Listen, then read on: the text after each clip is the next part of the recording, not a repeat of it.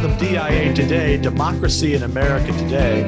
I'm Matt Parks alongside Dave Corbin. Glad to have you with us as we explore the ideas behind today's headlines.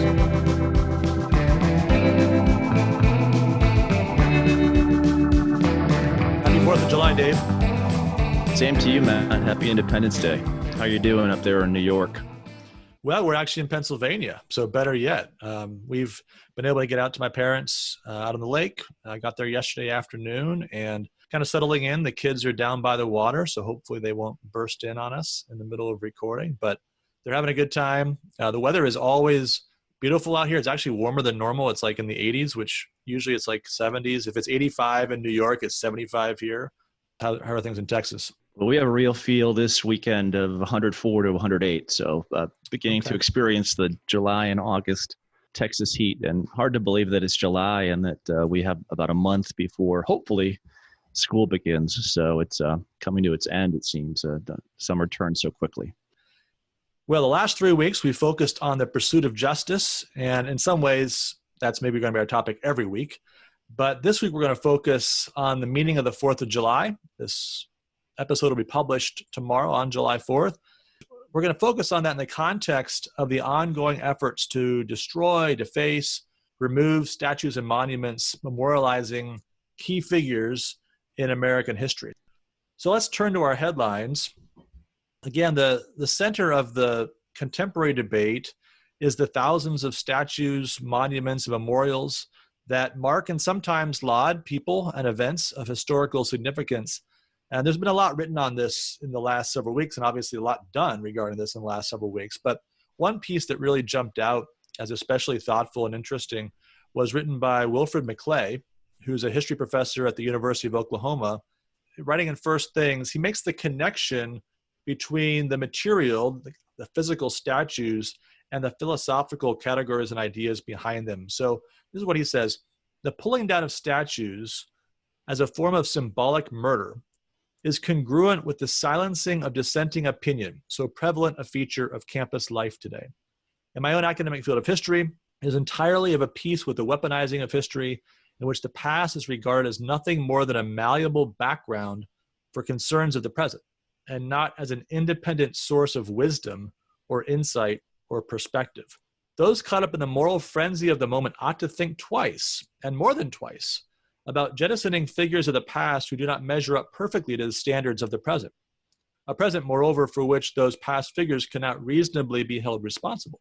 For one thing, as the scriptures warn us, the measure you use is the measure you will receive.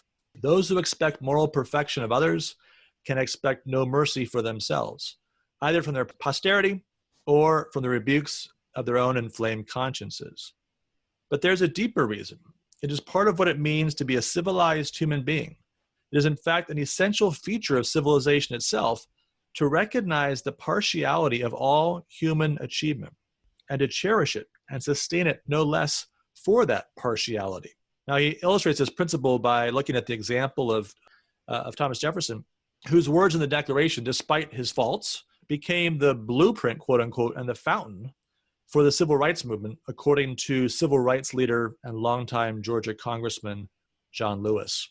Well, Matt, I think that if you ever wanted to read an American history that is fair and impartial, that strikes the right balance in terms of the embrace of the country, a recognition of its faults, there'd be no better history than McClay's Land of Hope. At the end of that book, he says something very interesting. He says that when you measure your patriotism, you have to do so recognizing that there are universal principles that we adhere to, and there are particular circumstances that we live in. And balancing and recognizing the universal and the particular is the best way to go about history and the best way to go about statecraft and citizenship. So I think you see that in his remarks there on thinking through what the tearing down of these monuments mean. I think there's a really important warning there from the standpoint of our expectations for others and for ourselves. Are we really ready to be measured by the measure of perfection? And are we so certain that what we consider to be our considered judgments on what's right and what's wrong are so fixed that some years down the road, perhaps sooner than later, we won't find ourselves judged against some other standard. Yeah, and we're treating those who are tearing down these monuments as if they have a claim to justice to be made. But a lot of them, by the way, are not really making a claim for justice as more than they're making a claim for anarchy and the suggestion that there is no truth. And I think another great piece along these lines was written by Dan Mahoney this week on that zealous nature of the anarchic personality that would kill to erase history. Simply kill just for the sake of killing. And Mahoney points out in Dostoevsky's work, The Demons, that type of personality ought to be thought of with the greatest amount of distrust. So to the degree that there are rightful tearing down of statues is one thing, but if it's just that anarchic personality that's tearing down statues to tear down truth, to tear down principle or the idea of justice in and of itself, we ought to treat that type of person, I think, differently. So one of the centerpieces of this debate is the status in particular of Confederate monuments. And an interesting debate among conservatives in the last week or so on this point. Rich Lowry, the longtime editor of National Review, argues that conservatives should not, quote, reflexively oppose efforts to remove monuments to the discreditable Southern cause. He says, Confederate statues and symbols deserve to be reevaluated and often mothballed. The statues are an unnecessary affront to Black citizens who shouldn't have to see defenders of chattel slavery put on a pedestal, literally. He continues, it is impossible to evaluate these monuments without considering the context of why they were created. Many of them were created as part of the push to enshrine a dishonest, prettied up version of the Confederacy. Now, on the other hand, David Marcus, writing at the Federalist, issues what I think it's only fair to say is a scathing rebuke of conservatives who want to try to draw this line between, say, Robert E. Lee on the one hand and Thomas Jefferson on the other. This is what he writes, in part, to these fair-weathered friends, I have a message. This is your fault, speaking to those conservatives.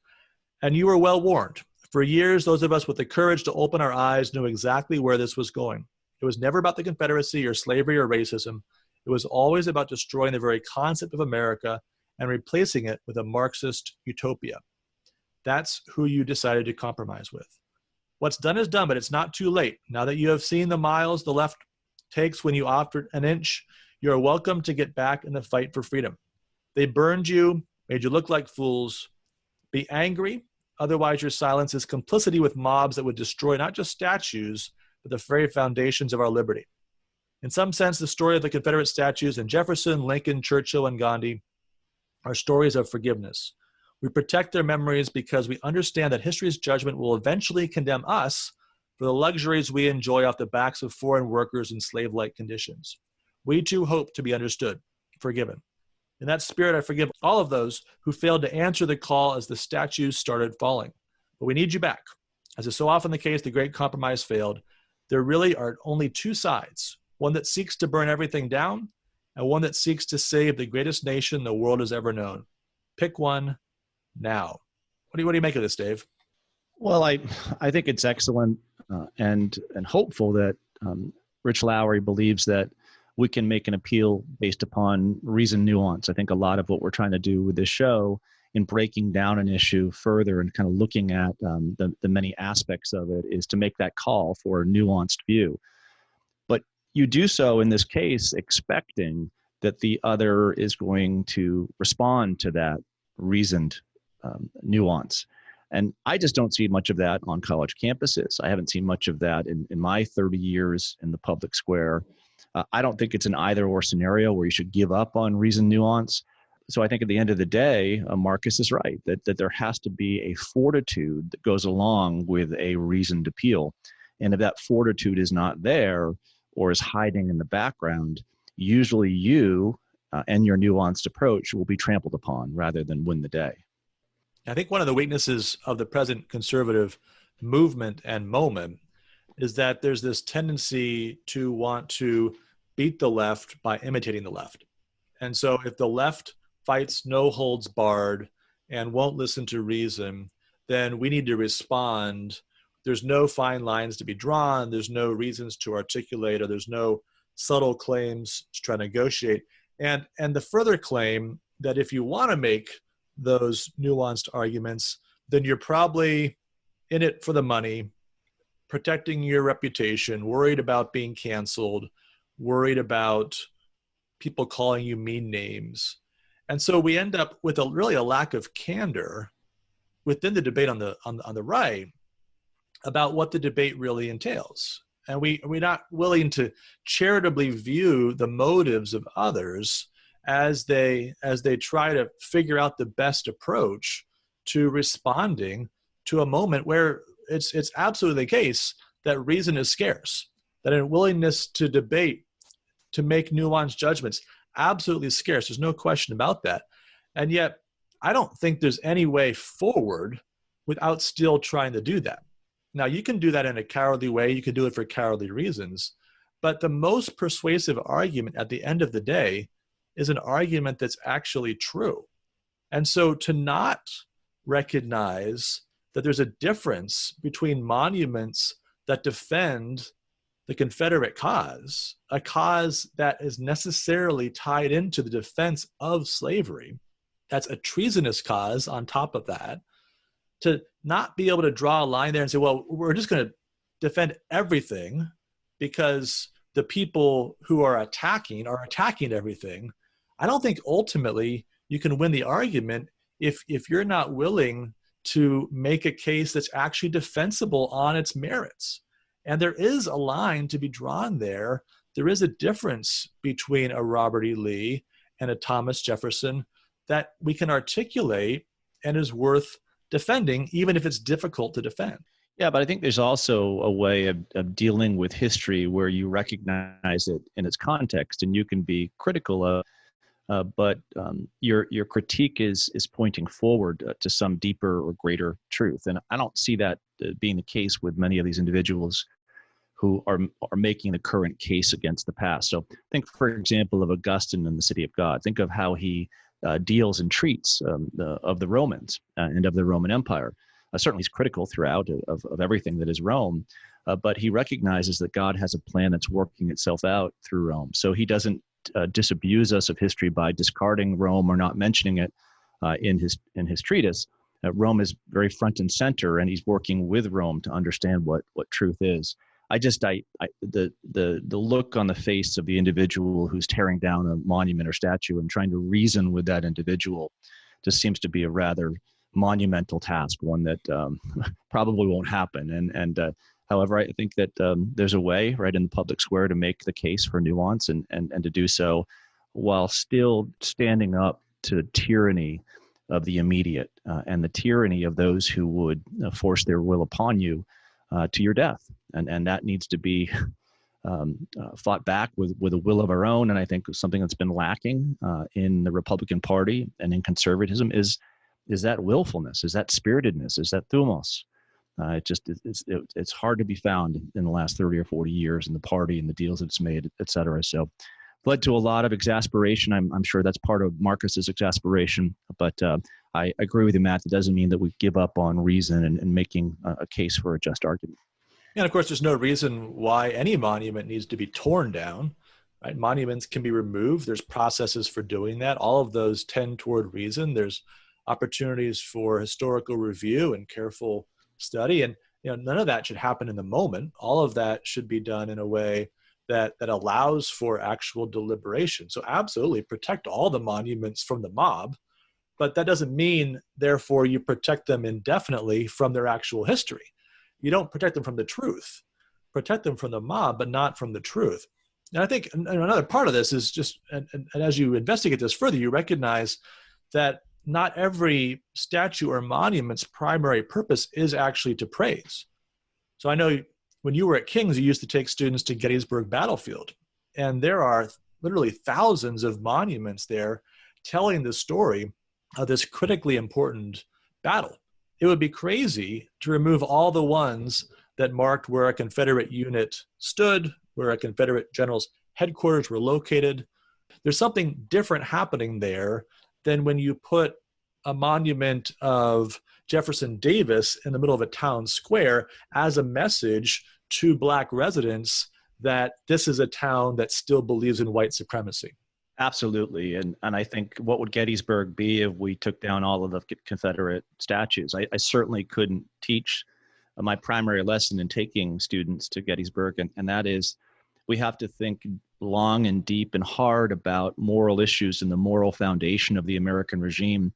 Because if we don't do so, or we get caught up in political compromises and we stop exercising our moral faculties, then we'll get to a point where we begin to determine the issue through bullets rather than ballots, which is exactly what you saw in that battlefield. And I don't want the country now in 2020 to go in that direction. And I fear for the country that it's moving in that direction. So I think you're absolutely right. I think that battlefield and that war and our memory of it is essential to understanding why we don't want to go down that road again. Let me just add two other quick points.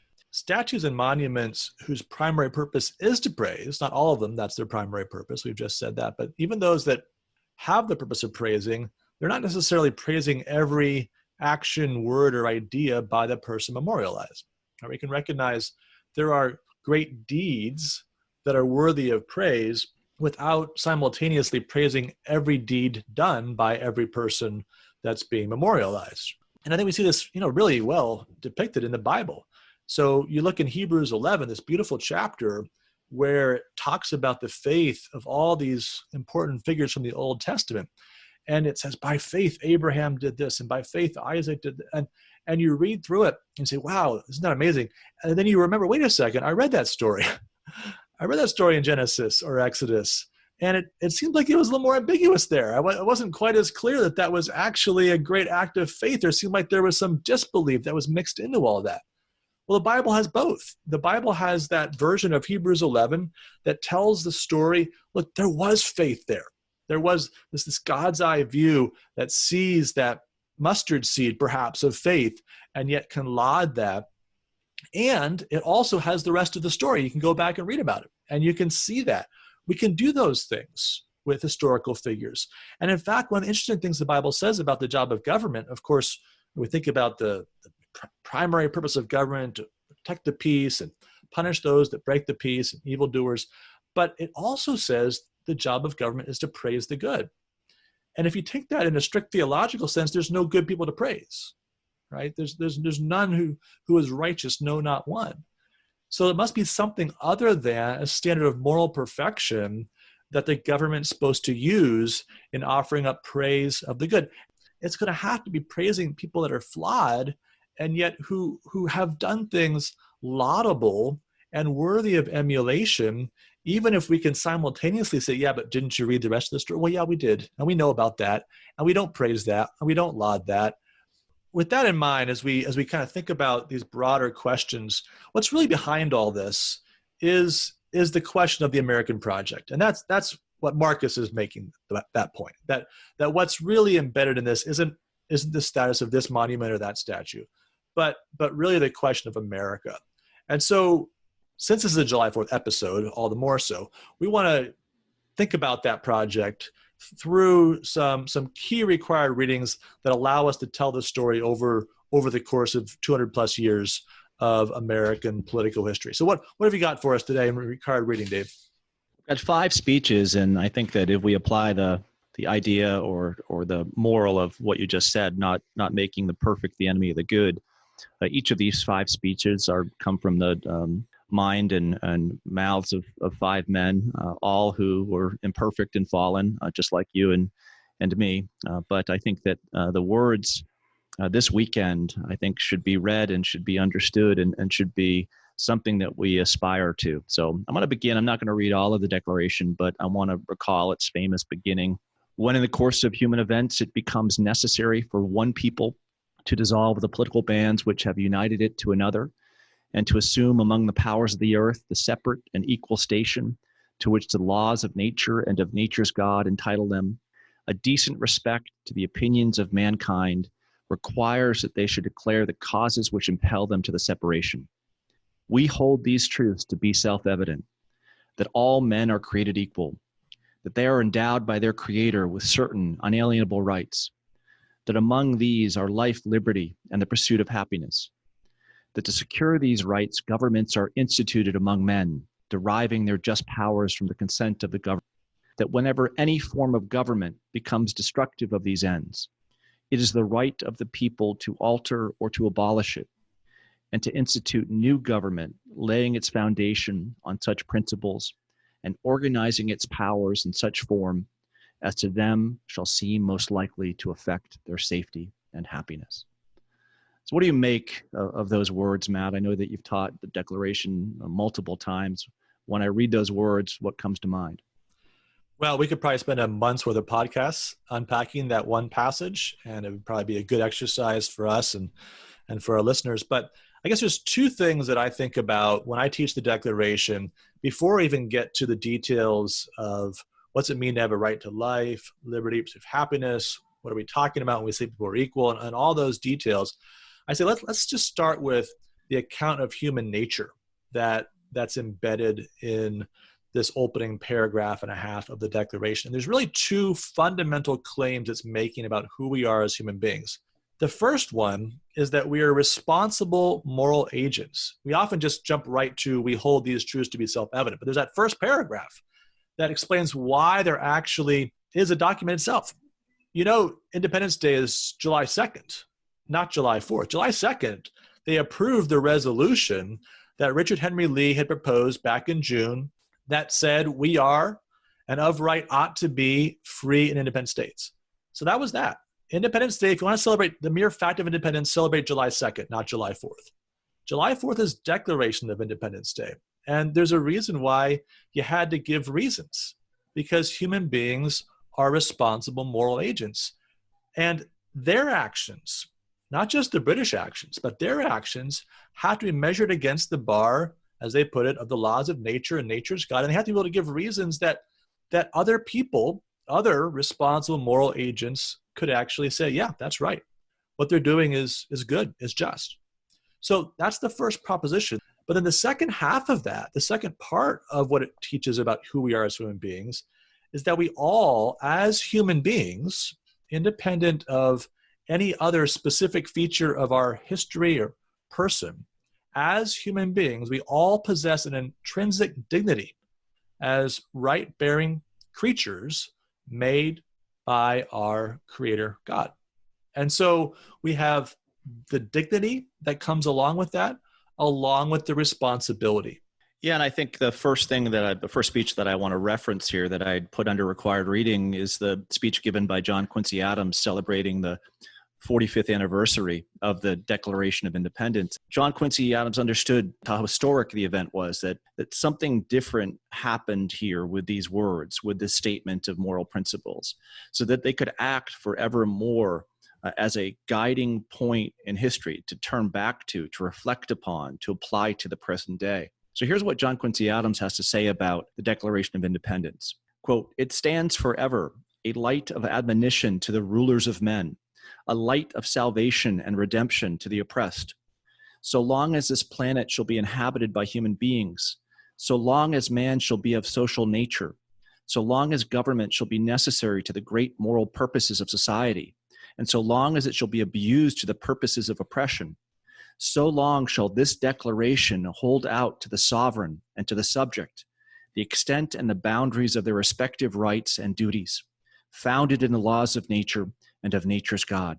45 years have passed away since this declaration was issued by our fathers, and here are we, fellow citizens, assembled in the full enjoyment of its fruits, to bless the author of our being for the bounties of his providence, in casting our lot in this favored land, to remember with effusions of gratitude the sages who put forth and the heroes who bled for the establishment of this declaration." Well, Quincy Adams knew well, right, that not everyone was enjoying benefits of that declaration. The center of the passage that you read is this reminder that governments have limits to their power, and that the foundation of that is a law given by God that comes before governments. So we recognize that governments have a certain responsibility. We should be grateful when governments are doing their job. We would not do well without government. And we have moments in the last weeks where we've seen glimpses of what it looks like to not have government and the trouble that follows. But governments do serve a purpose, a positive, good purpose under a responsibility before God. And the Declaration lays that out in a very clear way. And he also, he's classic second generation statesman. I mean, his father's John Adams. So he's the next generation. And so much of his statesmanship is centered upon keeping faith with the founding and the continual need to renew our pledge to respect the limits of that government, and especially for the majority. He had a very interesting political career. When he gave that speech that you just quoted, he was Secretary of State. He then becomes president for 4 years. And then, he's 60 plus years old. He's one-term president, disappointed when he loses his rematch with Andrew Jackson in 1828. And you would expect him to just retire, write, speak, do his thing. Instead, 2 years later, he's back in the House of Representatives. He spends the rest of his career as a member of Congress, particularly pressing for justice for slaves, and particularly pressing his generation to close the gap between the ideals of the Declaration and the actual practice of his day, which was getting worse during this period. The justice of all men are created equal is receding from view.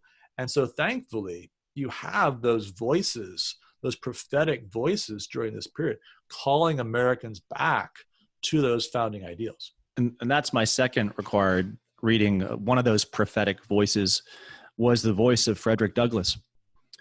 In his "What to the Slave is the 4th of July" address, his answer as to what the 4th of July is to the slave is generous on many fronts, a generous accounting of the mind and actions of the men who put in place American independence, but a realization, right, that something is missing here, that gap exists between the promise of the Declaration and the reality of American life in 1852 for an African American. Douglass says the following to his audience: "Fellow citizens, pardon me. Allow me to ask, why am I called upon to speak here today? What have I, or those I represent, to do with your national independence? Are the great principles of political freedom and of natural justice embodied in that Declaration of Independence extended to us? And am I therefore called upon to bring our humble offering to the national altar and to confess the benefits and express devout gratitude for the blessings resulting from your independence to us? Would to God, both for your sake and ours, that an affirmative answer could be truthfully returned to these questions. Then would my task be light and my burden easy and delightful. For who is there so cold that a nation's sympathy could not warm him? Who's so obdurate and dead to the claims of gratitude that would not thankfully acknowledge such priceless benefits? Who's so solid and selfish that would not give his voice to swell the hallelujahs of a nation's jubilee when the chains of servitude had been torn from his limbs?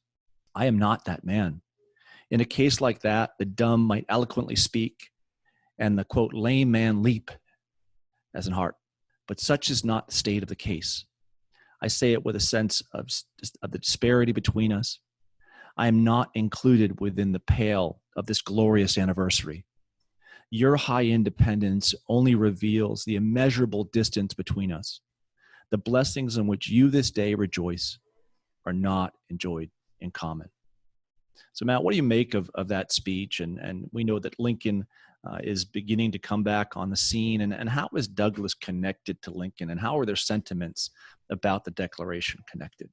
Well, one of the things that's most powerful in that speech is the way that he speaks of your independence, your nation. And yet, when it comes to the Declaration's principles, those are universals. Those are the possession not just of Americans black and white, but of people the world over. And so Douglass does this really powerful thing in working his way through the speech in showing this massive chasm, once again, between the ideals and the actual practice. And he's very clear that the principles of the Declaration are not the problem. the sin of the American founding is a sin of hypocrisy, not a sin of false witness. They said that which was true, and they haven't lived up to it. And in his day, he sees all the more evidence that that's the case. Again, things were getting worse. Things were getting worse from the standpoint of the condition of the slave, from the standpoint of the willingness of individuals to make a case that slavery was actually good. You have that becoming a common kind of argument, which you didn't have in the time of the founding. And even individuals, later Southern leaders, are critical of people like Jefferson for believing in human equality. They actually recognize that they've adopted a different set of principles. But Douglass says the Declaration is good. The Constitution he calls a glorious liberty document, properly interpreted, properly understood, but the practice is abominable. And he hits the government, and he really hits the church, the American church, which has allowed this, which has justified this, which has given scriptural coverage for slavery. Now, the second part of your question, you were asking about the connection between Douglass and Lincoln, and that's probably 3 more episodes of the podcast. And I teach about that. If you're a King's College student listening, take our Lincoln seminar, Lord willing, next spring, and we'll have a lot to say about Douglass. We read hundreds of pages of Douglass and lots of Lincoln. But I think the short version of this is just to recognize here are 2 people who both believe that when the Declaration says all men are created equal, it actually means everybody is equal. Not everybody is equal in every respect, but everybody is equal in the same sense we were describing earlier, has that equal dignity as rights-bearing creatures made in the image of God. That's a point of fundamental agreement between Douglass and Lincoln. Now, there's lots of strategic questions that divide them. There's a very interesting story that can be told there of how Douglass warms to Lincoln over the course of his presidency, very suspicious of Lincoln's motives. And yet by the end of Lincoln's presidency, there's a genuine friendship there that he describes in his 3rd autobiography. So we could say a lot about that. But the move from 1852 to 1861 is a move of ever deepening crisis. And it's that crisis as it's reflected in things like the Kansas-Nebraska Act, 1854, that brings Lincoln off the political sidelines. Stephen Douglas, who's the key figure in putting together that compromise of 1850 finally, is, of course, the person that Lincoln will be rivals with in Illinois. And then for the nation, they'll run against each other in 1860 for president. By the time you get to the spring of 1861, of course, now we've got tensions leading ultimately to civil war and the breakdown of the Union. And a breakdown that's really grounded, as Lincoln puts it, in the fact that we have a house divided. And in what sense is the house divided? Most fundamentally over the question of human equality. Yeah, so I want to assign on that front the address that Lincoln gives, the July 4th address that Lincoln gives right at the beginning of the Civil War. So we're talking 1861. So within the speech, and I think of particular importance is the question of how do you move forward with differences? So he says, at the end of the speech, he says, our popular government has often been called an experiment. 2 points in it our people have already settled: the successful establishing and the successful administering of it. One still remains: its successful maintenance against a formidable internal attempt to overthrow it. It is now for them to demonstrate to the world that those who can fairly carry an election can also suppress a rebellion, that ballots are the rightful and peaceful successors of bullets, and that when ballots have fairly and constitutionally decided, there can be no successful appeal back to bullets, that there can be no successful appeal except to ballots themselves at succeeding elections. Such will be a great lesson of peace, teaching men that what they cannot take by an election, neither can they take it by a war, teaching all the folly of being the beginners of a war. So there, yeah, I think you realize Lincoln's recognition that there can be a difference of opinion on issues. Certainly there were differences of opinions leading up to the Civil War. But once those opinions have been decided with an election within a representative republic, the government runs its course until the next election. And I think these words, by the way, are of incredible importance to us today in 2020. What is going to happen come November of 2020 when we have an election? Are we going to be willing to work with its results? Are we going to be willing to accept its results? I wonder what will happen. I hope that nothing will happen and that we'll accept those results. But here you have Lincoln, I think, recognizing that we must be peacemakers, not beginners of wars because of the ideas that tear us apart. Yeah, one of the things that's, I think, so powerful in Lincoln's work is that he's really thought deeply about the consequences of the statement, all men are created equal, and the political implications that follow. So one of those implications is that the majority in the normal circumstance governs, because what's the alternative? Well, we could say, well, everybody has to agree, but in that case, there's actually no government, right? If I, as a person of one, can stop any government from acting, then I'm not actually under government. This is anarchy. So we can't insist on unanimity. We also can't allow the minority to rule. That's not right. If we're equal, then why is this smaller group able to rule over this larger group? Okay, so on the one hand, the rule of the majority rule is a natural implication of all men are created equal.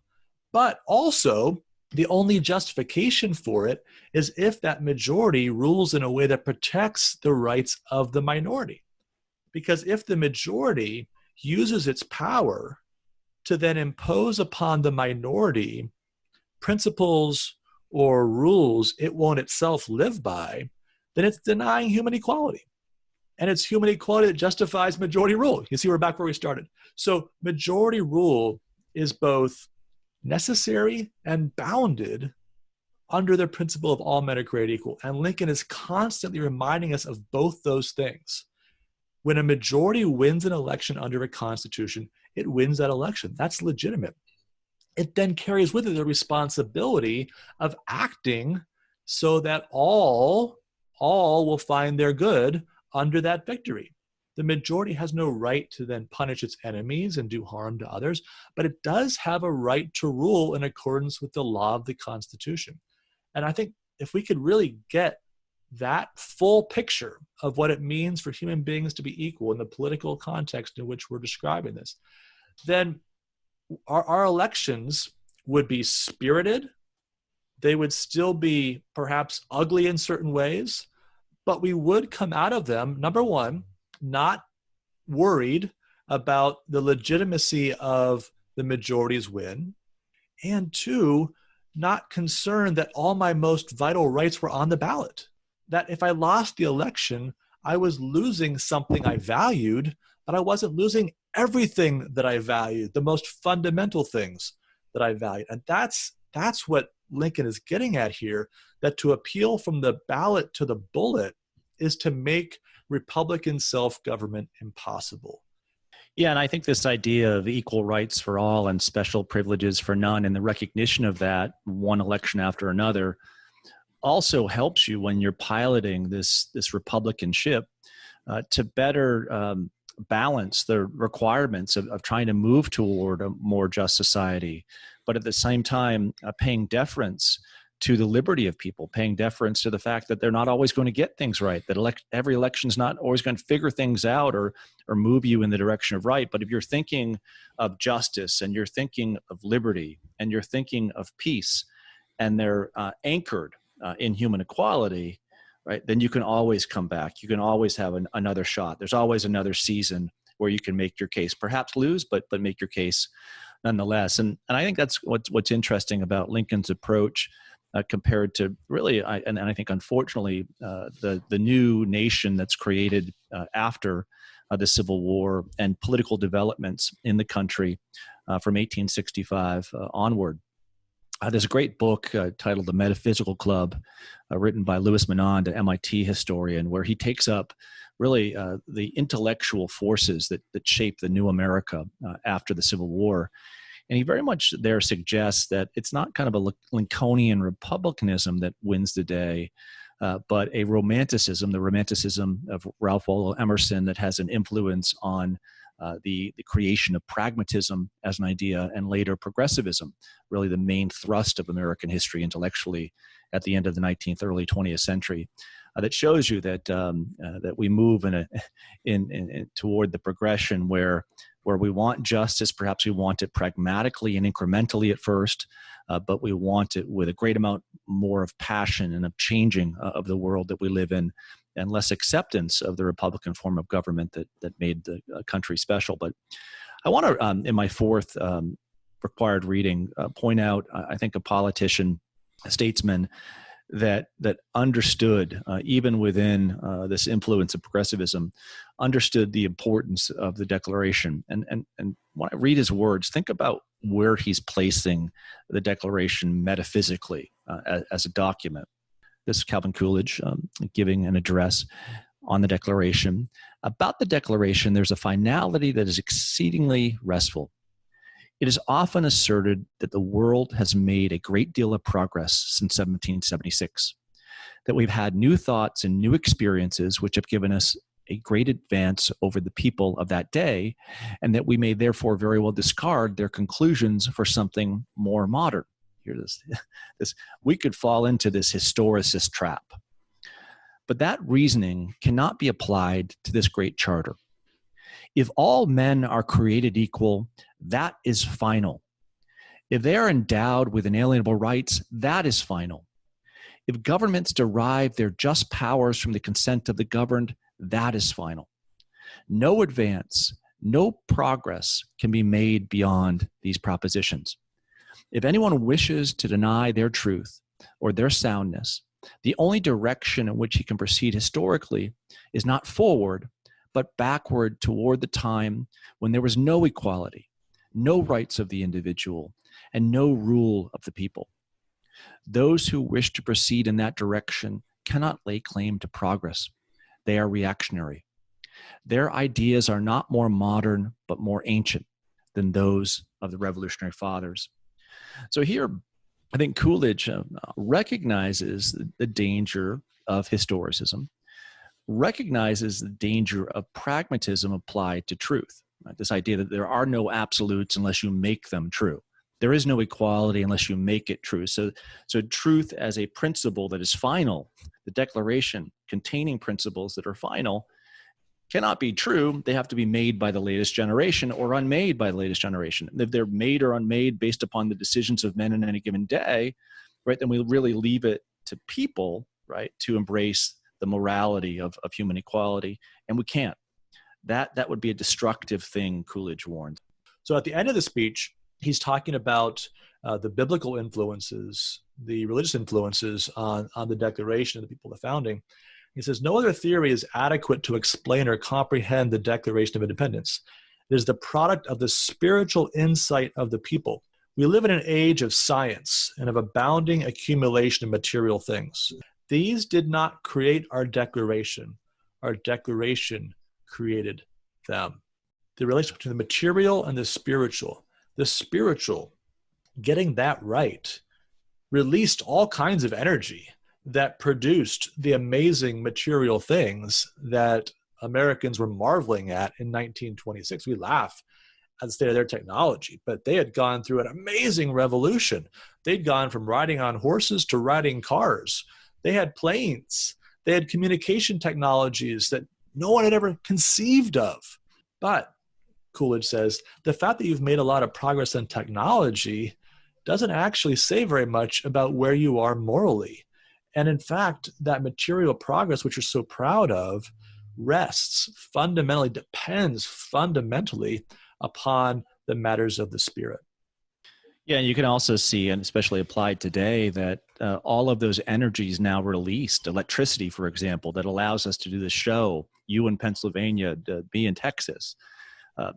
Those energies, that electricity, that technology can advance the cause of human equality, but it also can distract us from those moral principles because we get so caught up in our engagement with devices an engagement with the distractions of our day, that we don't take the time, as we mentioned last week, to have that deep type of literacy as to what allows our society to experience these great things in the first place. Now, the last thing I want to assign for today is a speech by Ronald Reagan in July 4th, 1986. The Statue of Liberty had been refurbished, and upon it being shown to the American people once again, and its meaning being shown to the American people once again, Reagan tried to capture the spirit of that day. So Reagan in this speech talks about the reconciliation between Thomas Jefferson and John Adams. As you know, that Declaration of Independence is a common work of the two of them. Jefferson gets credit for its authorship, but John Adams was fundamental to its passage in the Second Continental Congress. They both, of course, had a rivalry at the beginning or founding of the country. Adams, of course, a Federalist, and Jefferson, the founder of the Republican Party. But as they retired from politics and began to write letters back and forth to one another, they began to see the true meaning of what they had done. And that ultimate reconciliation of Jefferson and Adams leads Reagan to say of the two of them, it was their last gift to us, this lesson in brotherhood, in tolerance for each other, this insight into America's strength as a nation. And when both died on the same day within hours of each other, that date was July 4th, 50 years exactly after that first gift to us, the Declaration of Independence. Reagan goes on to say, my fellow Americans, it falls to us to keep faith with them and all the great Americans of our past.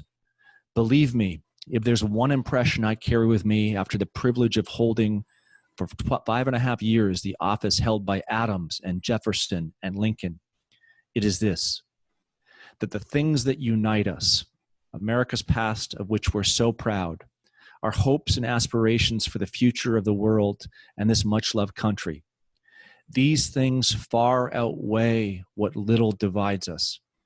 And so tonight we reaffirm that Jew and Gentile, we are one nation under God, that black and white, we are one nation indivisible, that Republican and Democrat, we are Americans.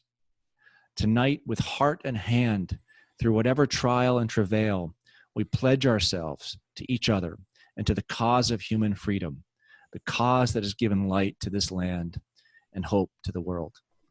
Could you imagine if in a back-to-back press conference, both President Trump and former Vice President Joe Biden spoke those words 2 days prior to the election, that whoever wins this election, but at the end of the day, we have more in common than what draws us apart. Imagine that the effect that that would have on the election and on the people voting. Well, we're going to now turn to our second to last segment where we open the grade book. And since it's July 4th, we're going to stick with that overall theme. You may know that in March of 1931, President Hoover signed a bill which declared the Star-Spangled Banner to be the national anthem. And today, as we're in this broader debate about monuments and statues, as we've been speaking about, there's something of a movement afoot to change the national anthem. So we're going to grade quickly 3 possible contenders for the national anthem, starting with the Star-Spangled Banner. What grade would you give our current national anthem, Dave? I love our national anthem, so I would give it an A. I don't think that that needs to be changed, but I think that I'd be interested in what other options would be available. So let me hold out judgment on the other options. What do you have for me for some other grades? Stay tuned. Yeah. Okay. Very good. Well, yeah. My only complaint on the Star-Spangled Banner, which is a common one, is that it's just very difficult to sing. I mean, you got to really have the kind of range that most of us don't have. Yeah, I'll give it an A- with the caveat for the tune.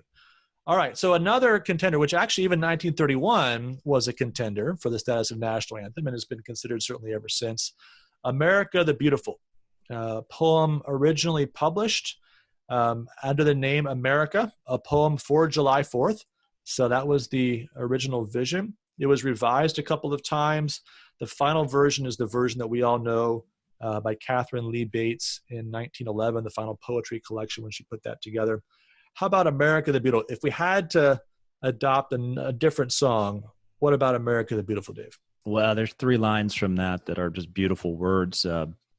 America, America, God mend thine every flaw, confirm thy soul in self-control, thy liberty and law. Those are beautiful, beautiful words. Boy, if we could apply that to our current predicament, we'd be in much better shape. So if you were going to substitute anything for the Star-Spangled Banner, I think that would be a pretty good place. I'll give that an A. The words of that are so beautiful. Yeah, it's a really powerful, and of course you're quoting from the second verse there, which is less well known. The first verse kind of focuses on the beauty of American geography and the different colors, kind of the imagery that comes along with that. But she talks about the ideas, the political experience as the poem unfolds.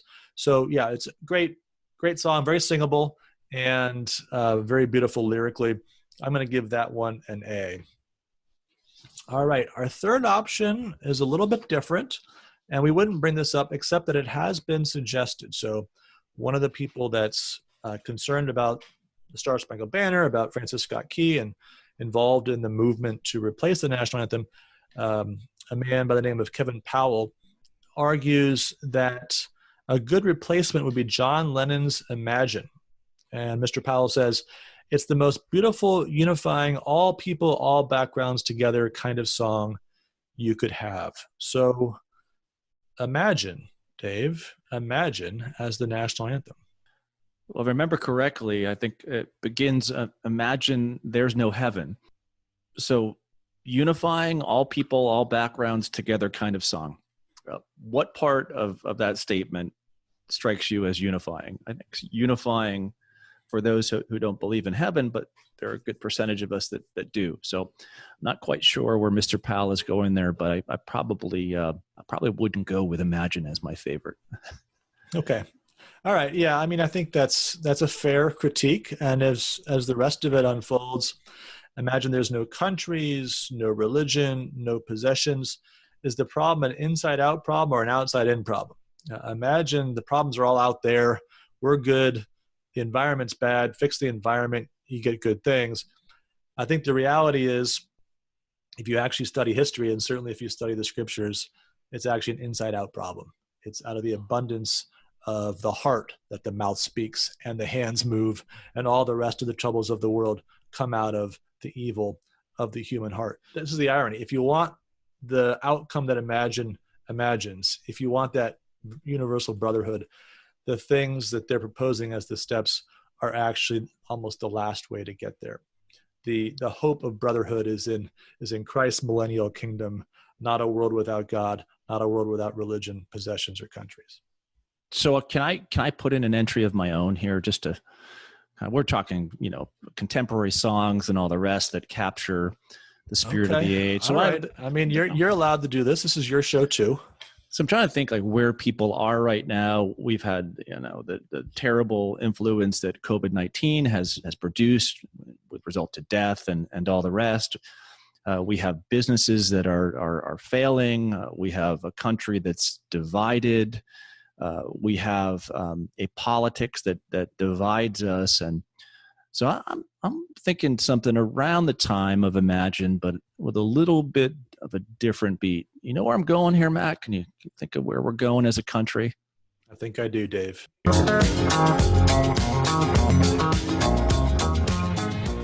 My entry would be Staying Alive. And you laugh, but look at the lyrics of Staying Alive. Shall we? You can real quickly. Well, you can tell by the way I use my walk. I mean, you could tell by the way I wear my mask. Nice. I'm a woman's man. No time to talk. But it gets better, Matt.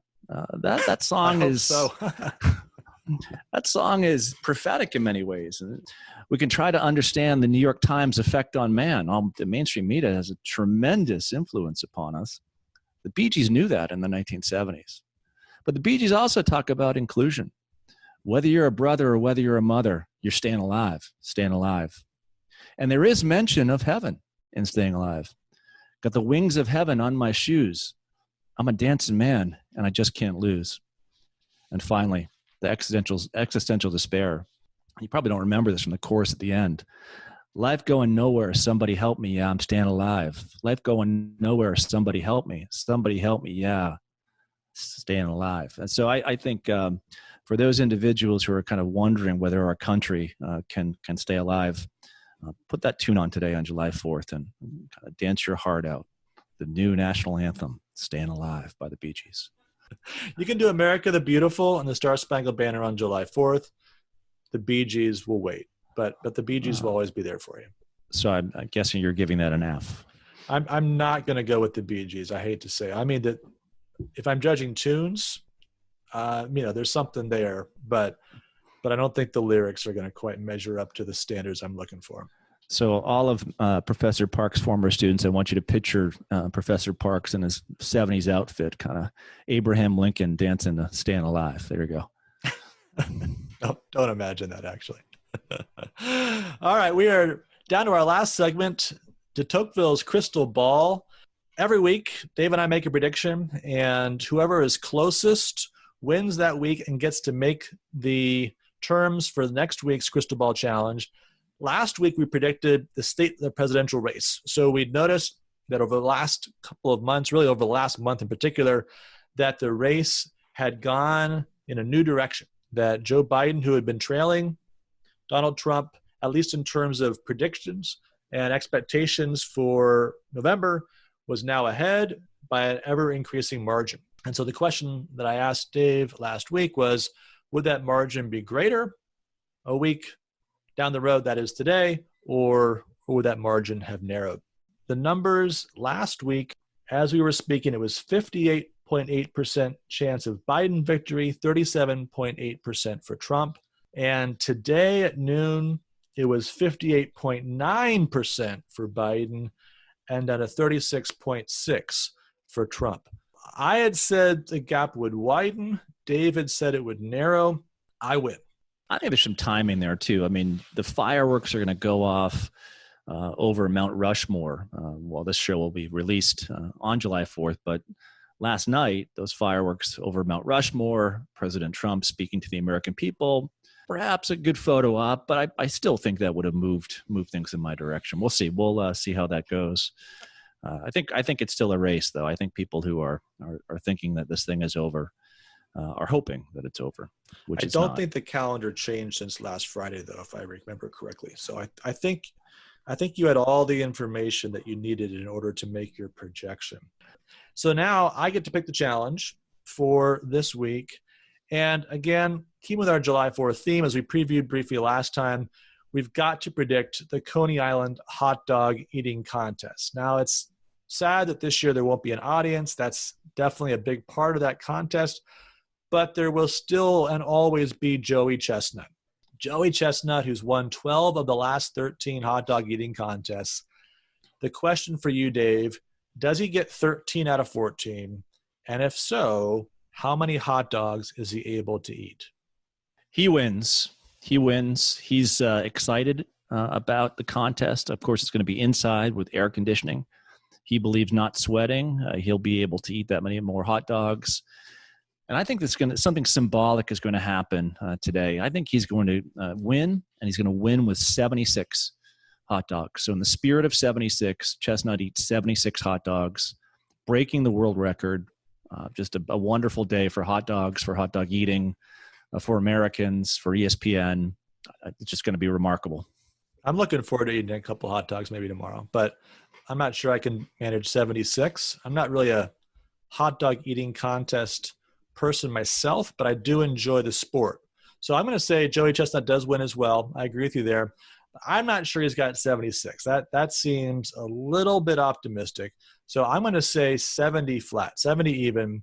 Still impressive and difficult to watch. But nevertheless, I don't think quite 76. 70 is going to be my number. We will see next week who is right. We'll see tomorrow who is right. We'll talk about it next week. In the meantime, that's all we've got for this week. So thanks for joining us. As always, we encourage you to keep listening and review the podcast and subscribe to the podcast on Apple, Google, Spotify, Stitcher. Have a great 4th of July, and we look forward to talking to you next week.